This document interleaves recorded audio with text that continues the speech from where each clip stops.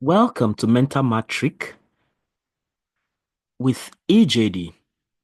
In this video, I'll be talking about square of difference.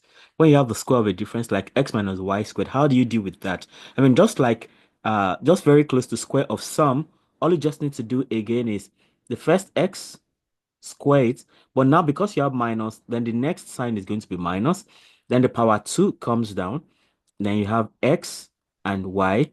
Now, interestingly, the next sign is going to be plus, right? And then you have y all squared. So if you tidy this up, you have x squared minus 2xy, that's coming from here, plus y squared, easy. Now, let's go for 2x minus 3y squared. Again, that's 2x all squared minus the power 2 into 2x into 3y, okay? Then plus 3y all squared. So that is equal to 2x squared. That is 4x squared. Then minus 2 times 2, 4 times 3, 12. That is minus 12xy. And lastly, you have 3y squared. That is 3 squared is 9. Y squared is y squared. All right.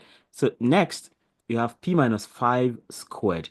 Again, you have p all squared minus 2 times p times 5, then plus 5 squared. So that is p squared. You have p squared minus 2 times 5 times p, that's minus 10p plus 25. 5 squared, that's 25, right? And then we go for the next one.